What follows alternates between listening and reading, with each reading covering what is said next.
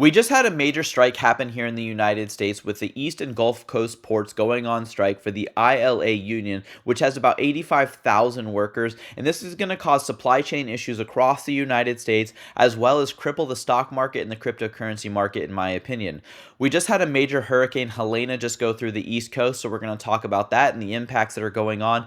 And the last thing that we're going to be going over is what is the month of October going to be like for Bitcoin and the rest of the cryptocurrency market. So make sure you guys tune in this video to find out all the details. Hey guys, Ryan with Big Dog Investing. Thank you guys for tuning in my channel. If you guys could do a couple of things for me, if you guys can go ahead and like, comment, subscribe to my channel if you guys have not done so already. Click the bell notification down below so YouTube can send you guys notifications whenever I release videos. Watch my videos all the way to the end. If you guys could share my videos and share my channel with anyone. I'm trying to grow my channel as much as I can. I definitely need your guys' help in doing so. Getting started, today will be Tuesday, October 1st. So, what's going on right now is the ILA union just went on strike today, and they service the East and Gulf ports. They have about 85,000 dock workers that are going on strike for various reasons. One of the big reasons is they want a massive pay increase. They want better health insurance. And then one of the other big reasons is automation. So a bunch of them are losing their jobs for the automation. So the machines that are going to be working for them, taking away human jobs and doing manufactured jobs. And that's causing a big issue. So the president of the ILA says we're going on strike. We knew about the strike. It's been going on for about 2 weeks. The mainstream media has kind of kept it quiet because this is going to cripple the economy. It's going to cripple the supply chain. It's going to cripple your guys' ability to grow the grocery store and find common goods depending on how long the strike lasts. I agree and disagree with the reasons why members go on strike. I'm a little bit more pro-union, but in this case, I'm completely against this president, and we're going to talk about the reasons why. So, here's the video. We're going to see if this works. So this is one of my testers to see. It's about 30 seconds long. I'm going to see if sound goes through. So when I go and rewatch this video, I'm going to see if sound actually plays through. Having issues sometimes where it goes through and it doesn't go through. But we're going to watch the video really quick and see what happens, and then we're going to talk about it.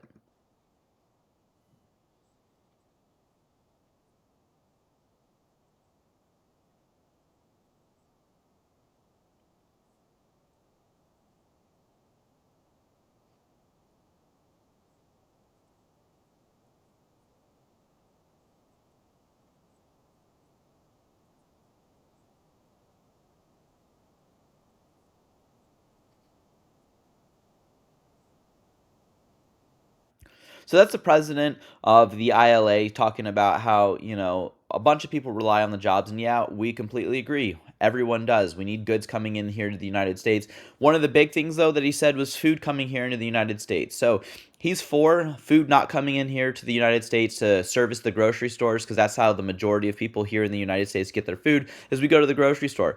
Now, if these port workers continue this strike, the amount of food that's going to be at the grocery stores are going to be lower and lower and lower and lower. In my opinion, it's going to be worse than the pandemic for the supply chain issues, depending on how long the strike lasts. And yeah, you know what? I agree. They've been around for 135 years. Should they get a pay increase? Sure. We'll see what happens with it. But one thing that I disagree with and I absolutely hate about this is the president. His name is Harold Daggett.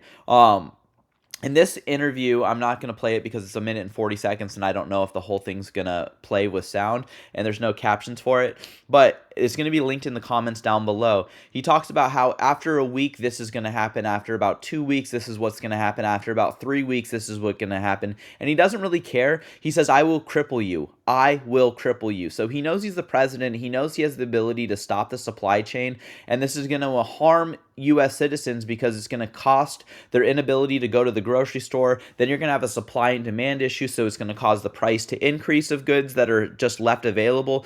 And then on top of this, depending on how long the strike lasts, for each day, I was looking at reports, for every day that they're going on strike, the ports are going to be backed up 5 to 7 days. So right now we're already backed up 1 week roughly. If we go tomorrow, it's going to be 2 weeks. We can have a supply chain after, about 1 month. We can have a supply chain issue, or 1 week. We're going to have a supply chain issue going into 2025. So kind of ridiculous. Now, the president of the United States has the ability to stop this strike. The Taft-Hartley Act, known as the Labor Management Relations Act of 1947, was a federal law that limited the power of labor unions and was enacted in 1947.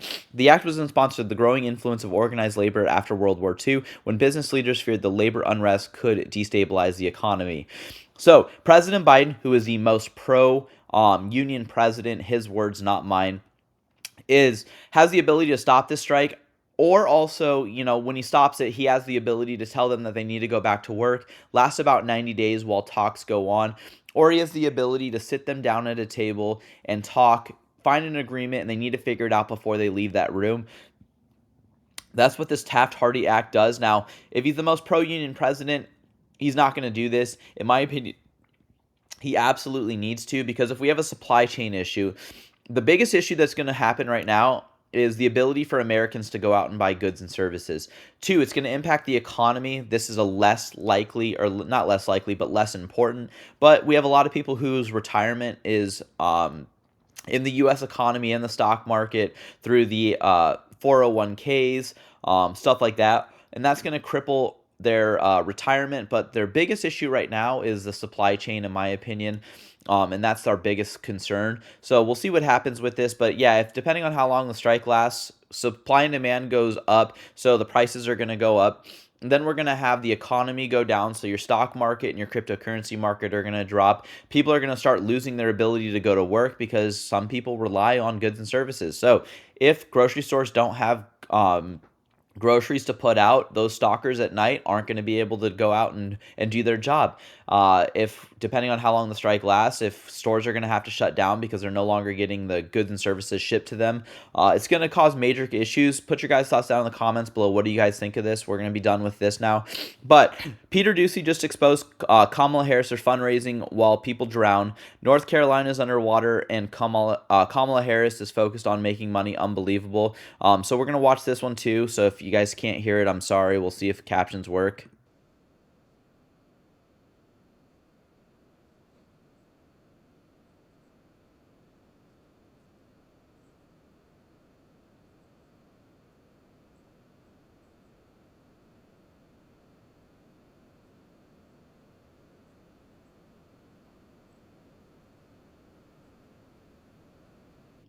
So she doesn't really care that President Biden's on vacation, doesn't really care that President Biden doesn't care about the American people, in my opinion. She's just like, well, he made a phone call. Yep, there's not much she can do. So he's sitting at the beach. People are having major issues going on right now due to Hurricane Helena that just went through the East Coast, caused a bunch of flooding. I think over 100 people unfortunately lost their lives. We'll take a moment of silence for them. So unfortunately, there's a lot of stuff that's going on right now. There's going to have issues with people that are still missing. I think there were reports that there's still over 300 people missing. People have lost their homes due to this. The place is still underwater in most areas. Looting's going on. There's just a bunch of issues going on, and Kamala Harris was at a fundraiser trying to get money to become the next president of the United States. And you had President Biden, who's supposed to be here for the American people. That's why he dropped out of the race. He was going to focus on the rest of his presidency, yet he's vacationed a lot of those days. In my opinion, absolutely ridiculous. Biden says there's no more resources he could give to hurricane victims. So this is a video that talks about that. We've basically done everything that we can do. No more resources. This is him after he came back from his vacation. And it says, on the hurricane, why weren't you and VP Harris here in Washington commanding it this weekend? And Biden says, I was commanding. I was on the phone for 2 hours yesterday. So he was on the phone for 2 hours and he's commanding something. Absolutely ridiculous. He was at the beach enjoying it. Now, Kamala Harris posted this. I was briefed by FEMA on the latest developments, taking a photo op, stage photo. Obviously, every president in the United States does this. Absolutely ridiculous, though. Just trying to push the agenda of what's going on. And then former President Trump calls this out and says, another fake and staged photo from someone who has no clue what she is doing. You have to plug in the cord into the phone for it to work. Biden and Harris abandoned Americans in Afghanistan. They sacrificed Americans to the open border, and now they left Americans to drown in North Carolina, Georgia, Tennessee, Alabama, and elsewhere in the South. Under this administration, Americans are always coming last because we have leaders and we have no idea how to lead. Absolutely agree with this, but yeah, look, he calls it out because her headphones are not connected into the phone, obviously. Completely ridiculous in my opinion, and obviously, again, it is a fake photo of Kamala Harris that she put out, and that's actually her X page, so it's not actually a fake parody that they're doing it. It's actually there. Absolutely ridiculous. And then Trump lands in Georgia to help deliver aid to victims. So the former president is out here delivering aid packages. He's doing a little thing here with a bunch of people. When he lands, but he was also out here doing a fundraiser. So former President Trump fundraiser for Hurricane Helene victims have raised nearly $1 million with major donations coming in from UFC's Dana White, 100,000 Bass Pro Shops, 100,000 Kelly Loeffler, who $500,000, who was a former senator, and more. Here's another breakdown. Former senator of Georgia, Kid Rock donated 20,000, Dan Newland $100,000. This is just showing you guys some of the damage that just went through with this hurricane. Obviously these people's homes are in the roads, they're moved, everything else. The waters have kind of come down in this level a little bit, but you can still see the water levels, right over here, still a little higher. This is going to cost billions and billions of dollars, hundreds of billions, and we, are giving hundreds of billions of dollars overseas and not over to the United States citizens. We saw this especially with Hawaii when that happened. FEMA is now using Starlink for emergency communication. So a lot of this stuff when flooding happened, power went out, utilities went out, phone communication services went out. So the FCC has $42 billion to connect rural America to the internet. This is one of the things that President Biden and Vice President Harris touted, that they were going to do so well connecting people to the internet in a lot of these rural communities. So far, there have been zero people with this $42 billion that have been connected throughout this entire absolute ridiculous administration. But Joe Biden canceled Starlink, but now FEMA has come out in their White House press conference and said that they are using Elon Starlink satellites to connect a lot of these individuals so they can let their loved ones know, hey, we are doing okay. We are fine. This is where we're going to be at. Absolutely awesome of Elon Musk. And if you guys hate him, I don't know how. He's doing everything he can to help the American people. Now, this is kind of switching gears a little bit, but we had John Kerry. He says, he was at the World Economic Forum. For those of you guys that don't know, he serves as the ambassador for the United States right now. He says the people only go to one source, and that source they go to is sick, has an agenda, and they're putting out disinformation. Our First Amendment stands as a major block to be able to, hammer it out of existence. So, calling out the First Amendment, your freedom of speech. He wants to get rid of it. The Biden administration, the Harris administration wants to get rid of this. Absolutely ridiculous. They want to get rid of the First Amendment, freedom of speech. If you guys don't understand how important freedom of speech is, I don't know where you guys are at here in the United States. But this is the agenda that they're pushing. We're seeing mainstream media. I'm going to show you guys later on in my next video, but George Soros, his son, just got passed down his entire empire. They just bought over 200 plus radio stations. The FCC officially approved this in a 3-2 vote. And obviously, they're going to try to push their agenda, but that First Amendment, if you are on the right side, not the left, the right, they're going to try to say it's disinformation. You don't know what you're talking about, but you have the right to say it. Whether you agree or disagree, you have the ability to say what you want, and that's your First Amendment right. I can disagree with a lot of the stuff that the left has to say, but they have the right to say it. Now, they want to take away this First Amendment right. Absolutely ridiculous. I wanted to say that, put that out there. Just because we need to know what's at stake with this upcoming election. I'm not telling you who to vote for. I want you guys to go out and do some research. Go out and do your guys' own. Open up your guys' avenue to different resources, different news media outlets, and then also go on X. Go listen to some of the people who are out there working every single day to see what's going on in the real world, because they can tell you all the time. We see Kamala Harris, hey, how are you going to, get interviewed? How are you going to help the middle class, the lower income? And she talks about, oh, I grew up in lower middle class, with my mom working this job. I worked at McDonald's. Fact check, she never worked there. But she doesn't talk about any of her plans or agendas whenever she goes out for these interviews. She just basically talks about immediately, word salad. I already know what it's like. Completely ridiculous. I wanted to show that the fear and greed index for the stock market moved up into the extreme greed. Now we have the supply chain issue. This just happened this morning, but now we have the strike that just happened. So proceed with caution. Again, nothing in this video should be considered financial advice, but I did want to put this out there because it is important to know. Now, we're going to get into the cryptocurrency market. So the total market cap of all cryptocurrency is $2.18 trillion. This is a 2.71% decrease on the day today. Now, in my opinion, part of this is due to the supply chain issue that happens. Cryptocurrencies traded 24/7, so we're going to see a big change in cryptocurrency first.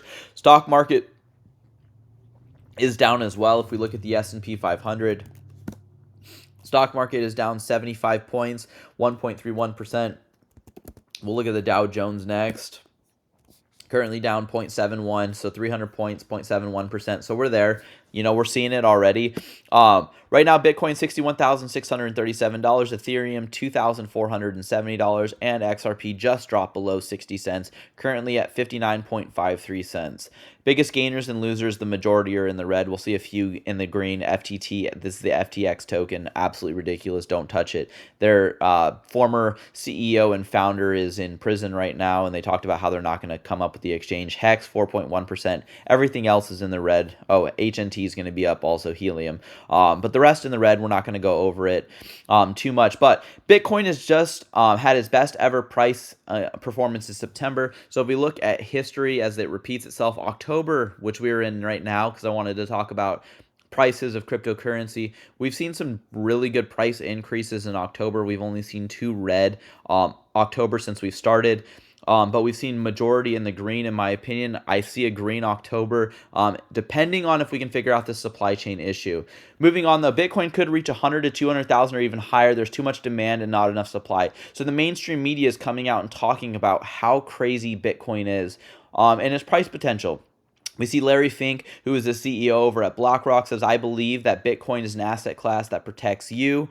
Says he talks in this interview, he talks about how it's compared to gold back in the day and how this can actually be beneficial. In my opinion, he was against it, for it now. There's a lot of reasons why, but I see it as a big positive. If you guys have Coinbase users receive restricted measures with no warnings. Not your keys, not your crypto. So if you guys want to have a cold storage wallet, I like the Ledger, but a lot of people disagree with having a ledger. So just, put that out there. Make sure you guys have your guys' own keys. We saw CZ. He was the former CEO, but he was a co-founder over at Binance. He was officially freed from prison, from his 4-month prison sentence. He was freed 2 days earlier. He ended up having to go there because with some bank regulations laws, he didn't put in the Know Your Customer, known as KYC laws, in effect. So basically, he ended up getting sentenced to 4 years in prison. Got fined a few $100 million.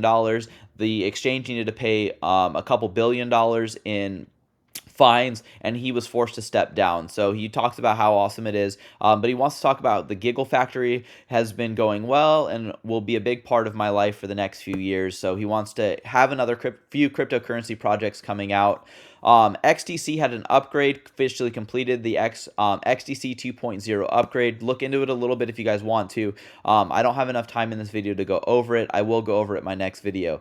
Grayscale XRP Trust is to open to eligible accredited investors seeking to expose the XRP token, which powers the XRPL, a distributed ledger used for cross-border payments. Absolutely agree with this. So Grayscale is now offering this in XRP Trust. In my opinion, this is going to cause the price of the XRP token to go up. My hair was absolutely horrible right there. XRP did get a few upgrades. So Ripple did upgrade the XRPL. So the XLS 65D single asset value and the XLS 66D, the Ledger Protocol upgrade, and the compliance first upgrades were officially completed. If you guys want to know more about what they do, you guys can click these links below to see what's going on with it.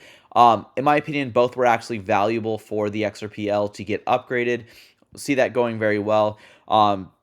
We saw this go in, so we saw more RLUSD minted on the RLUSD Treasury. So we saw Ripple partner up with the US Treasury, and now they printed more, so 480,000 RLUSDs. A lot of people are saying Ripple flip the switch. We'll see what happens, but right now they didn't because they're still in their private beta. And while you may see on-chain activity, it's not available yet. Beware of anyone claiming to distribute RLUSD. Keep an eye out on the latest updates and stay vigilant against scams. So make sure you guys are careful with the scams that are going on with cryptocurrency. Ripple's coming out and saying that they're never going to ask for your private keys. They're never going to ask for your wallets. They're never going to do any of this. They're never going to do another giveaway or anything like that. So stay vigilant. Don't click on any scammy links, and they're never going to email you for that. Ripple says we are delighted to have secured in-principle approval for our financial service license in Dubai Financial Services Authority for unlocking our end-to-end management payment services in the UAE. So Stuart Alderati is the chief legal officer over at Ripple. Says good news is Ripple continues to add to our global license portfolio, 55 countries plus. Testament to our continued engagement with the global regulations and the growing opportunity in jurisdictions that choose to support innovation. Brad Garlinghouse, who is the CEO over at Ripple, says regulatory clarity is what businesses want and consumers need. The UAE understands. Absolutely agree with this because we're not seeing it here in the United States. So deadline for looms for the SEC to appeal the Ripple ruling. In this, they have until October 7th to challenge the July 2023 ruling by Judge Annalisa Torres that deemed only that some of Ripple's sales of XRP violate securities laws. Will we see this appeal happen? In my opinion, I say no. There's a bunch of people that are kind of mixed feelings, and so it could go 50-50. I would look into this a little bit more. But if they wanted to appeal, why are they going to wait until the deadline? You would have thought they would have already started their appeal process, said that they're going to, or they would have already come out with that appeal. So in my opinion, again, no financial advice, I do not see the SEC appealing. If they do, though, I will update that in my next video. Thank you guys for tuning into my channel. If there's anything you guys want to see down in the anything you guys want me to talk about, put it down in the comments below because I do look at everything that you guys post. Thank you guys. And if you guys can invest with the big dogs, stay on the porch. Thank you guys and have a good one.